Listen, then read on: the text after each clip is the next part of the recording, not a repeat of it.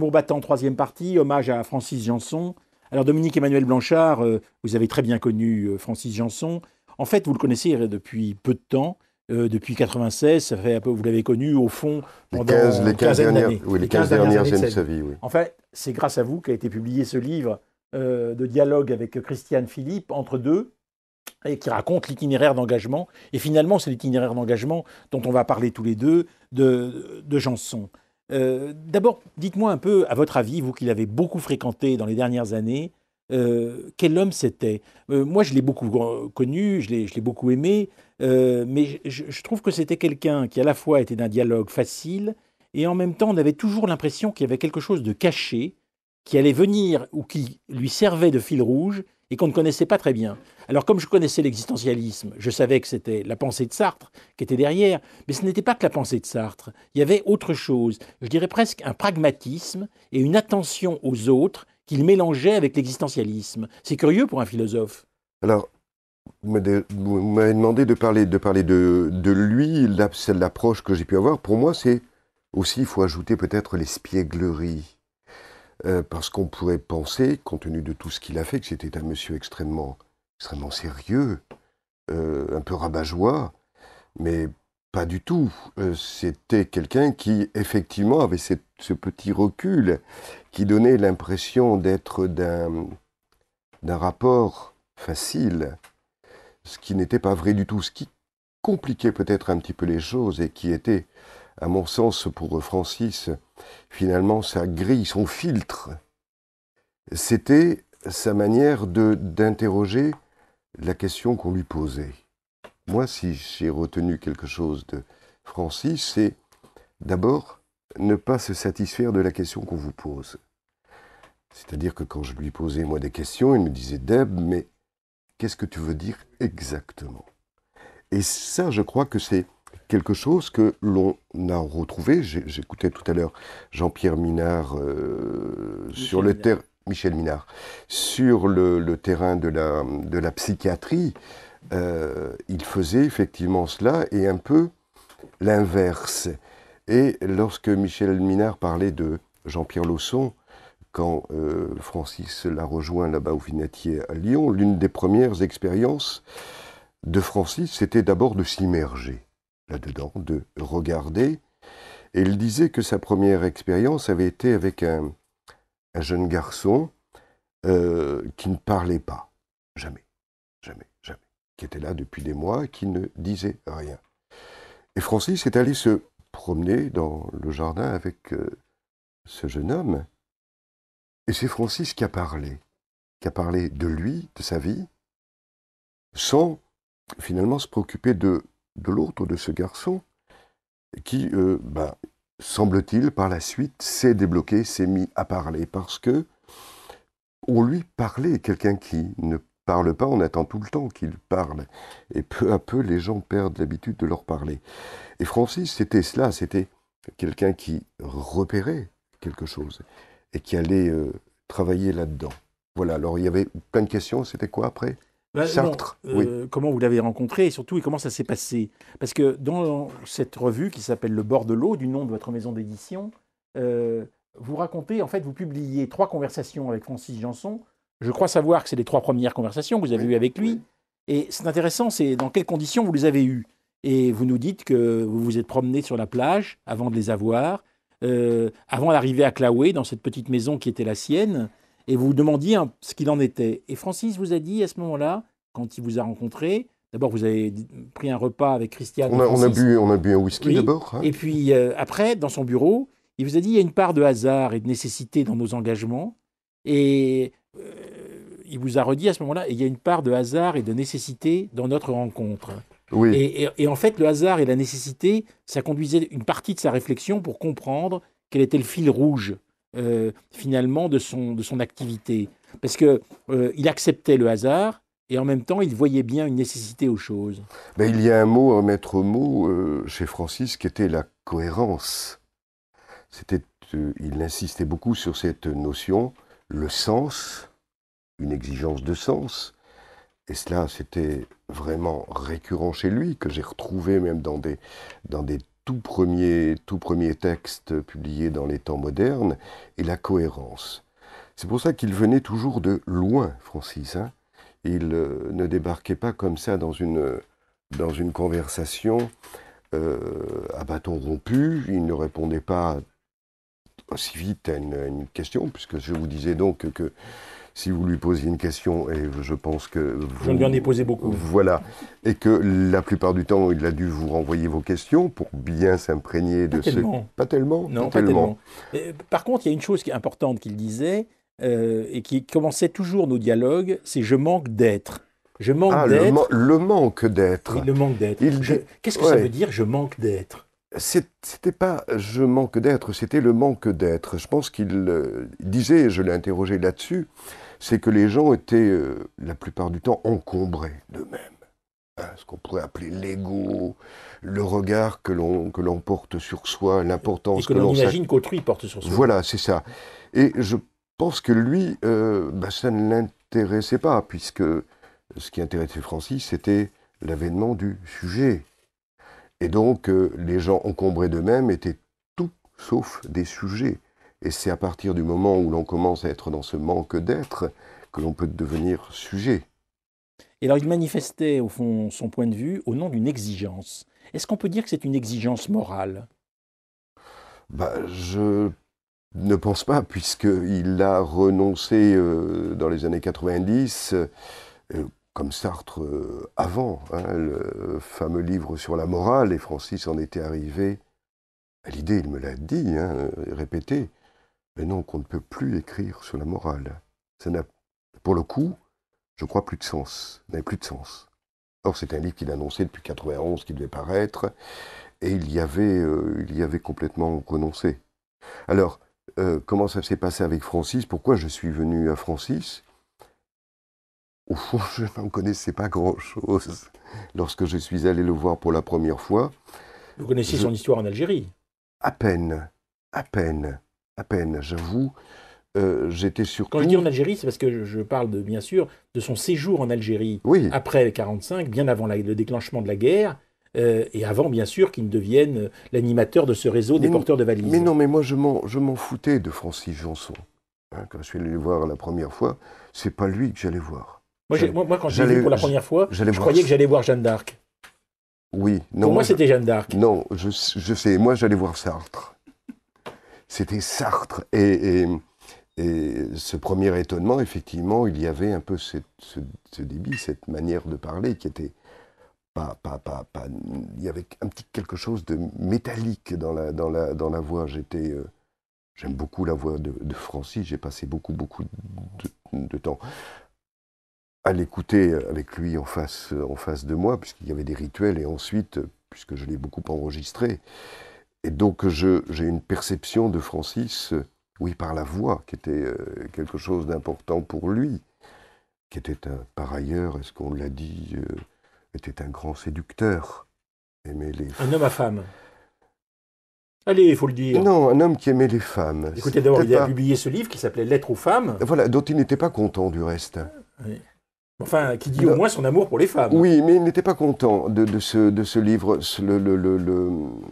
Francis aurait voulu être un écrivain. Ce qu'il aurait voulu, un peu comme Barthes, c'était écrire un roman. Et Lettres aux femmes part un petit peu comme un roman, et puis il est rattrapé par la philosophie.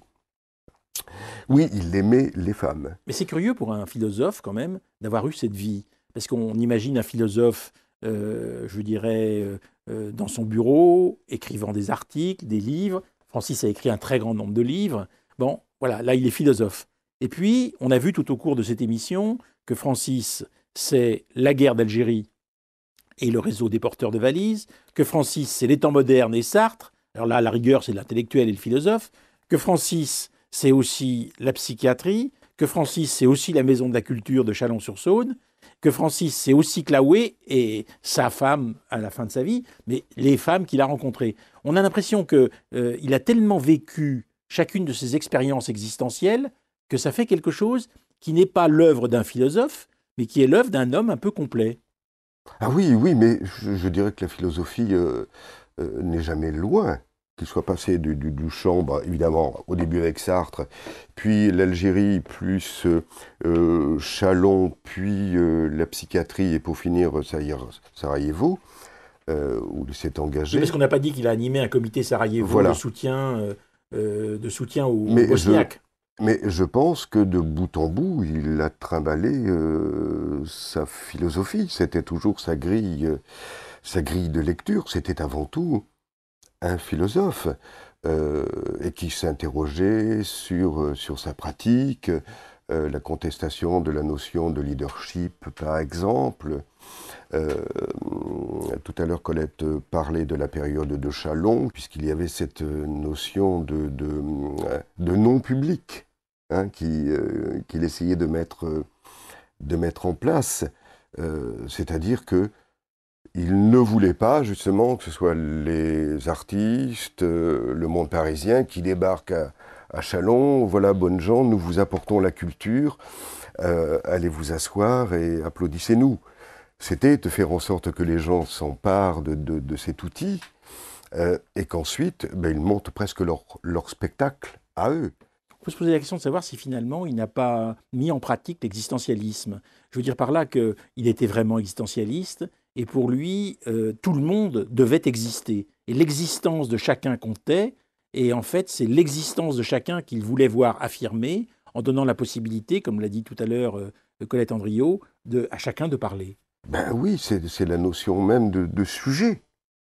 On devait, avec Francis, c'est ce qu'il aimait, c'était les gens qui devenaient, ou qui tentaient de devenir des sujets. Donc en cela, l'existentialisme ben, était là tout le temps. Effectivement, Sartre ne l'a jamais quitté. Sartre, il a écrit 4 livres sur Sartre. Sartre disait, Francis Janson est sans doute celui qui me comprend le mieux. Et je crois que c'était vrai. Alors on a accusé Francis Janson d'être à l'origine de la dispute entre Sartre et Camus. Bah, bien sûr que oui. Il faut Il faut rappeler les faits. Mais oui, alors on va rappeler les faits. En 50-52, Camus publie L'homme révolté. Grand embarras au temps moderne. Qui va faire le papier sur... bon, il y avait des antécédents avec Camus, hein, beaucoup de choses, par Simone de Beauvoir interposées, etc., etc. Donc, au temps moderne, qui allait faire ce papier? Et puis, semble-t-il, Sartre a proposé que ce fût Francis Janson en disant, et ça Francis le répétait souvent, au moins il le fera poliment. Bon, l'article de 20 pages, hein, c'était pas des Oui. petits trucs comme ça, 20 Je connais pages, l'article. dans les temps modernes, était une démolition en règle de Camus. Et pour moi, à mon avis, dégueulasse. S'il y a une chose qui ne me plaît pas trop chez Francis, c'est ça. Mais ils avaient 30 ans, il faut les revoir. Moi, je regardais il n'y a pas si longtemps des émissions de télévision, notamment Francis, dans Lecture pour tous, en face de Dumayet, et je me disais, mais quelle tête à claque ce Janson. Il y avait, c'était l'époque où on fumait encore, vous savez, sur les plateaux de télévision, donc il tenait sa cigarette là comme ça, ce ton un petit peu suffisant. Il y avait une suffisance. Il avait 30 ans à ce moment-là, Francis. Donc, bah oui, bah, il flingue Camus. Alors, mais à tel point que bon, ils ne se sont jamais revus, Sartre et Camus. Et je ne sais pas si Sartre en a souffert. Enfin bon, à la mort de Camus, il a fait un beau discours. Mais Camus, on a souffert. Il l'a écrit. Il l'a écrit, sa fille dernièrement le dit aussi. Mais ceux qui lui ont fait, pour moi, je reprends le même mot, était dégueulasse. Alors je disais, ben oui, Camus, c'est un petit prolo, là, comme ça, c'est pas le même truc. Et puis, moi, quand je lis euh, L'homme révolté, j'y vois une attaque en règle, effectivement, euh, de Sartre et de ces intellectuels du moment qui sont des purs cerveaux, et on se demande un petit peu où est l'affect, peut-être dans des histoires comme ça, oui. Pourtant, il y avait de l'affect chez Francis. Et au bout d'un certain temps, quand on examine la vie de Francis, je dirais presque que ses engagements sont à la fois des engagements philosophiques et des engagements affectifs, je dirais affectuels, parce que d'intellectuels ayant une affectivité. Et je pense par exemple à son engagement pour l'Algérie. C'est pas seulement un engagement rationnel d'un militant qui lutte pour la décolonisation. Il était attaché à la terre d'Algérie. Et il souffrait. Francis attaché à la terre Oui, d'Algérie? oui. Pourquoi? Quand il y a été, il a trouvé ça Ah oui, formidable, il a aimé, j'ai lu ses textes, oui, il oui, est mais enfin, amoureux de il a surtout été révolté parce que disaient les grands colons des Algériens. C'était absolument ignoble. Bon, il est vrai que la situation aussi euh, se prêtait à ça, les massacres de Sétif, enfin, tout cela. L'État français entendait bien faire payer au peuple algérien sa révolte. Ça, oui, d'autant qu'il était allé là-bas au début pour faire des conférences sur Sartre. Mais puisqu'on parle de Sartre, effectivement, l'existentialisme, et n'oublions pas la notion de liberté. Alors, Philosophe liberté, de la mais, liberté, Sartre et Francis. et tout à l'heure, on a parlé du procès Janson, Oui, et comment se tenait ce procès. Je crois que Francis, finalement, il a souffert, il l'a jamais dit, jamais avoué, de ce que Sartre n'ait pas été à ce procès, qu'il ait seulement envoyé mais une Sartre, il lettre. n'était pas. Non, mais Sartre, il Mais n'était pas en je sais France. qu'il était Oui, fou, mais je oui, sais bien. mais Non, non, mais il aurait pu revenir, vous savez bien, pour mais c'était un. une occurrence de ce genre, il aurait pu revenir. Et Mais je sais que Francis... Madame Rhin, je ne sais pas si elle s'en souvient, ce procès s'est quand même ouvert, c'était un grand cirque. Ce que j'ai pu en lire était une espèce de grand guignol. C'était un tribunal militaire. Hein. Faut souvenir au début qu'il y avait un interprète, et il y a, quand on lit les minutes du procès, de grands moments de loufoquerie où Dumas s'en donne à cœur joie avec un président complètement à côté de la plaque, puisqu'il fait nommer un interprète. Alors, il y a de longues digressions entre l'arabe littéraire, l'arabe dialectal. Il se trouve que parce que c'est pas le procès Janson. Non, c'est le procès du réseau. Non, c'est même pas ça. Je ne me souviens plus. Le procès, il était en arrière-plan. C'était pas lui l'accusé. Non, mais il a C'est expliqué. devenu au fur et à mesure du temps le procès Janson, mais ça ne l'était pas au début. C'était pas lui. Je ne me souviens plus de l'inculpé principal. Mais c'était quand même des gens qui s'étaient mobilisés autour de l'Algérie avec Francis Janson. C'était un procès Janson qui, au début, ne disait pas son nom et qui a bien été obligé de le reconnaître comme les événements d'Algérie sont devenus la guerre Vous n'avez pas d'Algérie. répondu à ma question. Moi, j'ai eu l'impression, en discutant avec Francis Janson plusieurs fois, qu'il en voulait à Sartre, mais qu'il n'osait pas le dire. Il ne voulait pas le dire, parce qu'il avait trop d'admiration pour Sartre, mais qu'il pense que Sartre aurait dû être là. Je sais pas, non, moi il ne m'a jamais parlé de ça. Il y a déjà cette lettre de Sartre, qui bien entendu n'a pas été écrite par Sartre. Il y a eu le manifeste des 121, je veux dire. Il y avait aussi, je crois, sincèrement, vous savez que Francis, ça devait quand même un peu l'amuser. Il y avait Christiane qui assistait au procès. Lui, je crois qu'il était en Suisse, enfin je ne sais pas très Il bien était en où Suisse. je crois que ça l'amusait, oui. Oui, j'avais commencé par ça, à dire que Il était espiègle. il y était espiègle. Il y avait toujours quelqu'un qui était là, je ne sais plus comment l'appeler, Christiane, le commissaire, enfin, qui surveille, quoi. Dominique Emmanuel Blanchard, si on fait le bilan quand même de ce qu'a été la vie de Francis Janson, c'est quand même extraordinaire. Il a couvert un champ très divers, énorme. 5 champs, Et en oui. même temps, oui, 5 champs, on en a parlé. Et en même temps, beaucoup de nos téléspectateurs, j'en suis sûr, entendent le nom de Janson ce soir pour la première fois. Si vous voulez, moi j'ai l'habitude de dire, Janson, c'est un peu Jeanne d'Arc pour la France. Pourquoi? Parce qu'au fond, il a libéré la France, il a donné de la France une image qui n'était pas que l'image du colonialisme, mais qui était l'image d'une France qui luttait pour la liberté de tous les hommes, universalisme.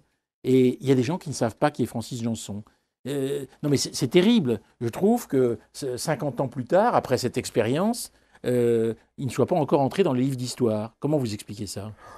Oh, ben, écoutez, je me souviens quand même que de l'enterrement de Francis en 2009, je sais